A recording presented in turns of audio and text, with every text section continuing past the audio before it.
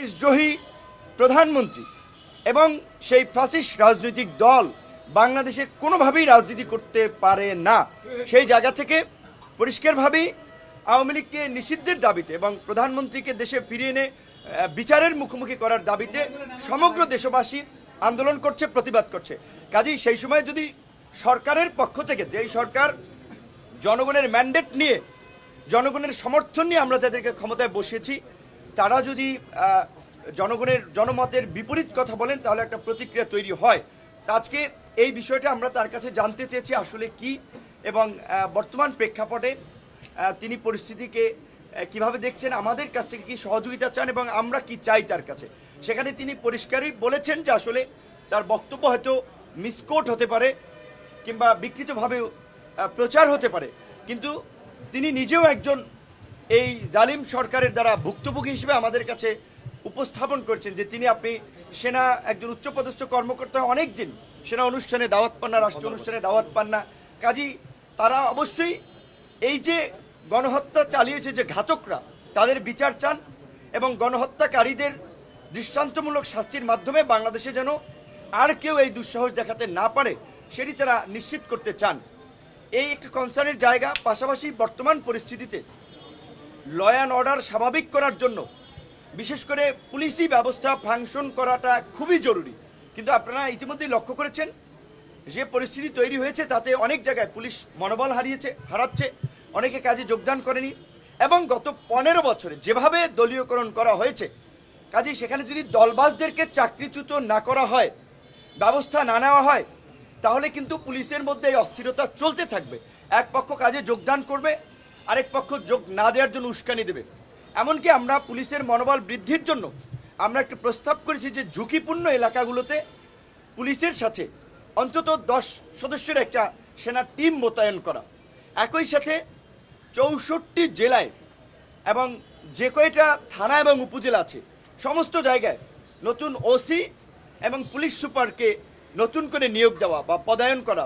কারণ হচ্ছে আমরা ইউএনওরও দাবি জানিয়েছি, সেটা জনপ্রশাসন মন্ত্রণালয় করবে, কিন্তু একই সাথে এটা আমরা সমস্ত সরকারি চাকুরিজীবী কর্মকর্তা কর্মচারীদেরকে অভয় দিতে চাই যারা এই ফ্যাসিস্ট শক্তির সহযোগী ছিলেন না, অন্যায় করেননি, তাদের কারো চাকরি যাবে না। আমরা মনে করি যে অবশ্যই 64 জেলার এসপি খারাপ ছিলেন না, কিংবা সমস্ত ডিআইজিরা কখনোই সবাই খারাপ না, হয়তো পরিস্থিতির কারণে অনেকে অনেক কিছু করতে বাধ্য হয়েছেন, কিন্তু যাদের গুড ট্র্যাক রেকর্ড রয়েছে, যাদের পেশাদারিত্ব ছিল এই পরিস্থিতির মধ্যে ন্যূনতম, তারা কেউ যেন চাকরিচ্যুত না হয়। কারণ একসাথে সব ধরনের ব্যবস্থা নেওয়া যায় না। আপনারা জানেন সালমান এফ রহমানের মতো একজন স্বীকৃত ব্যাংক লুটেরা, শেয়ার বাজার কেলেঙ্কারির সাথে জড়িত মাফিয়া গ্রেপ্তার হয়েছে। স্বাভাবিকভাবেই বাংলাদেশের বর্তমান যে পরিস্থিতি, অনেক ব্যবসায়ীর বিতর্কিত ভূমিকা রয়েছে। এখন ব্যবসায়ীরা যদি আতঙ্কিত হয়, তাহলে এখন এই সরকারের যে প্রধান দুটি চ্যালেঞ্জ, একটি হচ্ছে ল অ্যান্ড অর্ডারকে স্বাভাবিক করা এবং ইকোনমি গতিশীল করা, তাহলে কিন্তু অর্থনীতি থমকে দাঁড়াবে। কাজে আমরা এটাও পরিষ্কার করেছি যে ব্যবসায়ীরা যেন হয়রানির না শিকার হয়। এবং এই যে এটা তো সত্য, দিনের আলোর মতো আপনারা দেখতে পাচ্ছেন কিছু কিছু জায়গায় চর দখলের মধ্যে ইতিমধ্যে একটা শ্রেণীর উদ্ভব হয়েছে, নব্য দখলদার, পত্রিকা অফিস দখল করছে, টিভি চ্যানেল দখল করছে, মানুষের মিল ফ্যাক্টরি দখল করছে। এই দখলদারদের বিরুদ্ধে শক্ত পদক্ষেপ নিতে হবে এবং এই সাধারণ ছাত্র জনতা যেমনিভাবে গণ অভ্যুত্থান ঘটিয়েছে, অন্তর্বর্তী সরকার গঠন করেছে, এই অন্তর্বর্তীকালীন সরকারকে সব ধরনের সহযোগিতা করবে এবং আমরা এই দখলদারি, লুটপাট এবং এই নৈরাজ্যের বিরুদ্ধে সেটা তাদেরকে আমরা জানিয়েছি পরিষ্কারভাবে, এবং তারাও বেশ কিছু ক্ষেত্রে আমাদের সহযোগিতা চেয়েছে।